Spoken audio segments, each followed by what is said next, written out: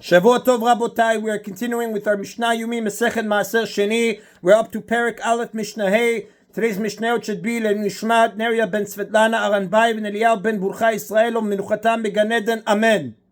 The Torah in Sefer Dvarim, chapter 14, pasuk 26, gives us 4 examples of what may be bought with Maaser Sheni money: cattle, flocks of sheep or goats, wine, and old wine. The sages teach us that Maaser Sheni money may be used to buy only food that is similar to these examples. Our Mishnah is going to discuss several items that do not meet this condition. And the Mishnah says, Halokeach mayim umelach, someone buys with Maaser Sheni funds water or salt, uperot mechubarim lakarka, or produce that is still attached to the ground, or perot shen nicholin lagir Yerushalayim, or produce that cannot reach Yerushalayim without spoiling. In any of these cases, lo kana maaser, the Maaser Sheni money does not acquire these items, meaning the purchase is not valid because these items are not similar to the Torah's examples of what can be bought with Maaser Sheni money. Therefore, the money keeps its Maaser Sheni sanctity status, and the items do not take on any sanctity. And the Mefarshim explain the Torah's examples of wine and animals share 4 characteristics. Number 1, they are edible. Number 2, they are nourished from the ground, because wine is made from grapes that grew in the ground, and animals are nourished by eating plants. Number 3, they are not attached to the ground. And number 4, they can easily reach Yerushalayim without spoiling. Only items that share all these characteristics can be bought with Maaser Sheni money. So water and salt, we know, are not nourished from the ground, so they cannot be bought with Maaser Sheni money. And attached produce and food that will spoil before reaching Yerushalayim do not have the last 2 qualities.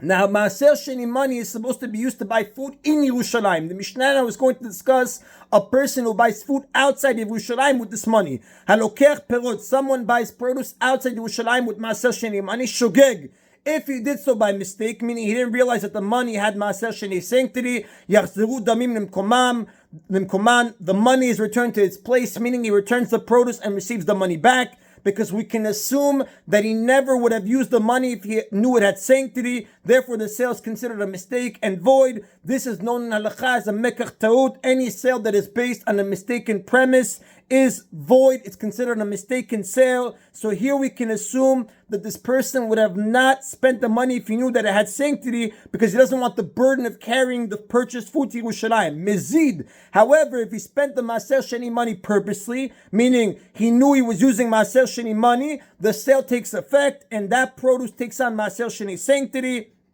And the Mefarshim explain, in fact, what he did is not correct. It is forbidden to spend this money outside of Yerushalayim, but the transaction is valid after the fact if he did so deliberately, and therefore, ya'alu v'ya'achlu b'makom. It must be brought up and eaten in the place which refers to Yerushalayim, because the Mefarshim explain, the Mishnah refers to Yerushalayim as the place, because that's how the Torah describes Yerushalayim when discussing Maaser Sheni. It says, the place that Hashem, your God, will choose,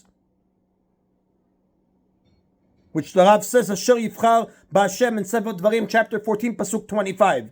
And the Mishnah concludes, V'im en mikdash kavu, if there is no Bet Mikdash, in which case Maaser Sheni produce may not be eaten at all, not in Yerushalayim, it must be left to rot. And the Mefarshim explain, when there is no Bet Mikdash, although Maaser Sheni must be separated from produce, it may not be eaten or used in any way. It has to be simply left to rot. The Gemara speaks about this in Masechet Makot, page 19a. Now the Mefarshim explain, ordinary Maaser Sheni produce does not have to be left to rot in the absence of the Bet Mikdash, because the sanctity of the produce can be transferred onto a coin and the coin destroyed. But in this case, where Maaser Sheni's sanctity was already transferred onto money, and from that money onto food, the sanctity cannot be transferred another time onto money. Therefore, the only option you have left is to allow the food to rot. If it became tameh, however, some Tanaim hold that its sanctity can be transferred onto a coin and the coin destroyed. That we're going to speak about in chapter 3, Mishnah 10, and that is in Rabotai, Mishnah number 5. Now, Mishnah number 6 now discusses Mishnah Vav.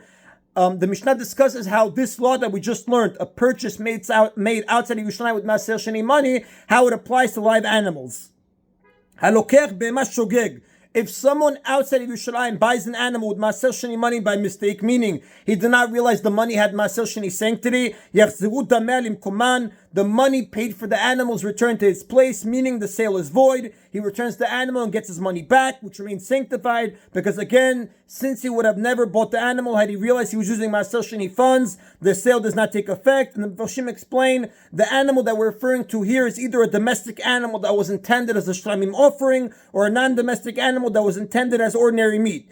If it was a domestic animal that was intended as ordinary meat, the sale would be void in any case, like we learned in Mishnah number 4.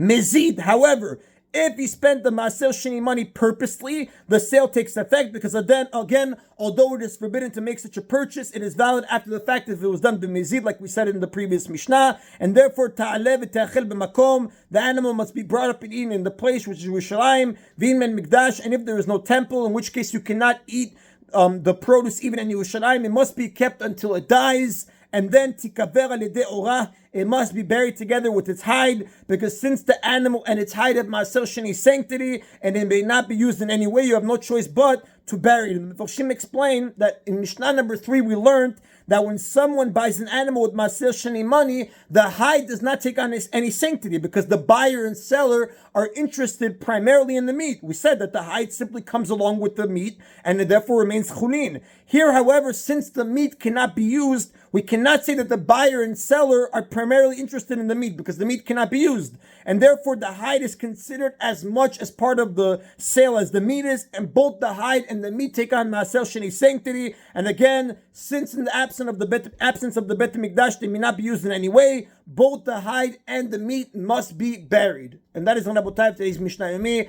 Everybody should have a Shavua Tov. Baruch Adonai Le'olam. Amen v'amen.